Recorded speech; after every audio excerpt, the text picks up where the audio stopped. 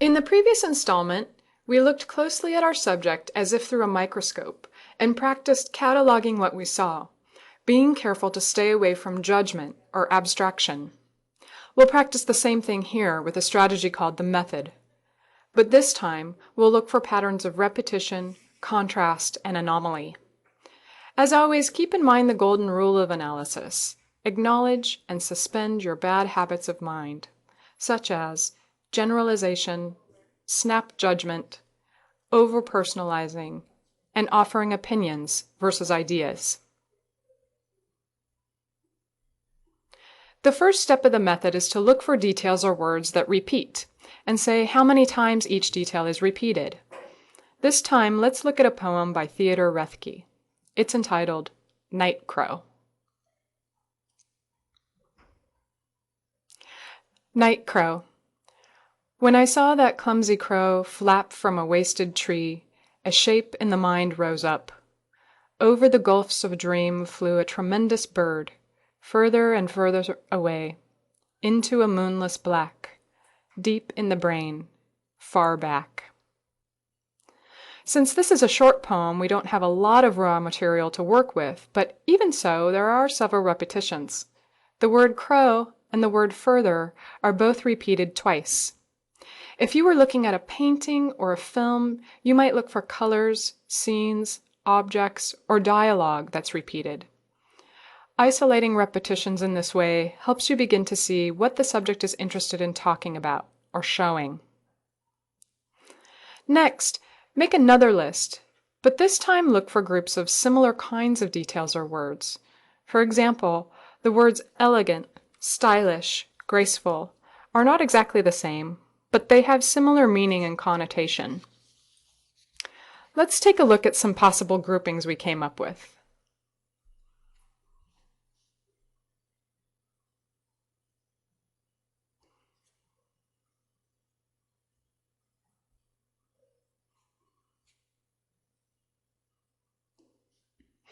You can decide how you want to group details. For instance, crow, bird, tree, and brain were grouped together because they share a physical presence.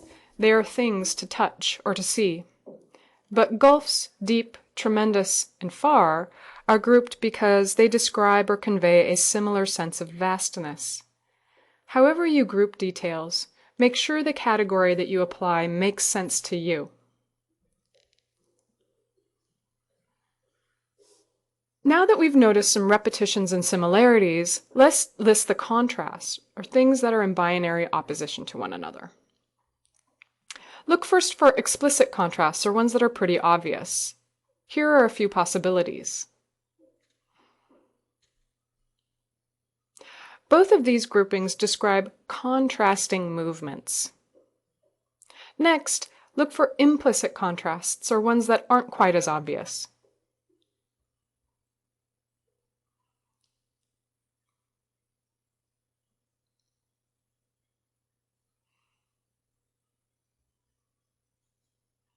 You'll notice that here we've made groupings that may not at first seem like contrasts, such as saw and dream.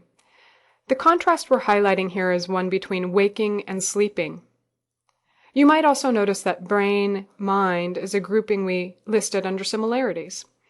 It may sometimes happen that you can categorize details so that they contrast with or mirror one another.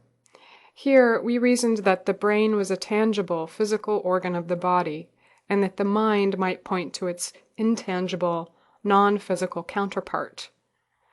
But these two words can also be used as synonyms in everyday discourse. When this happens, it simply makes those details more interesting because they have the potential for multiple meanings.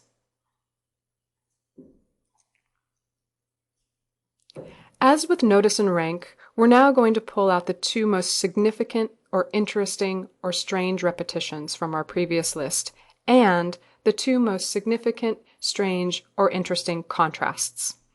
Here is what we came up with. For repetitions, clumsy, wasted. Gulfs, deep, tremendous, and far. For contrasts, clumsy crow, tremendous bird. and saw, dream.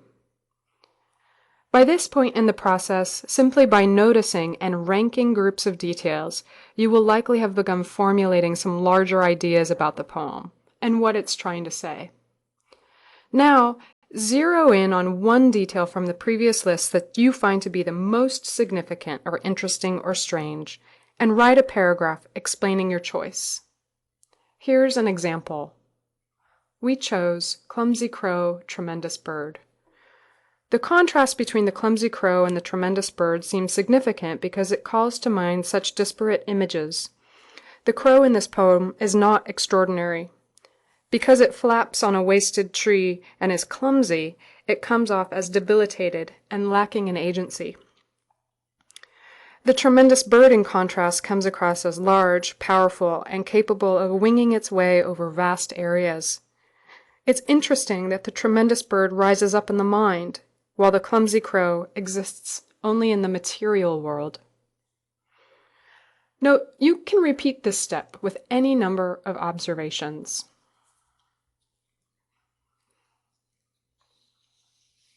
Finally, look for anomalies in your subject, things that do not seem odd or do not seem to fit.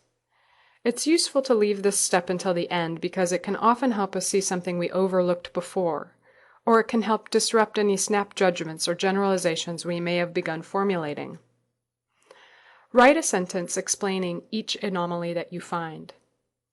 Here's an example. It seems unusual that a crow would be depicted as weak and clumsy, since crows are known to be among the world's smartest and most environmentally flexible birds. In the next installment, we'll step further, past observations and into ideas about the subject.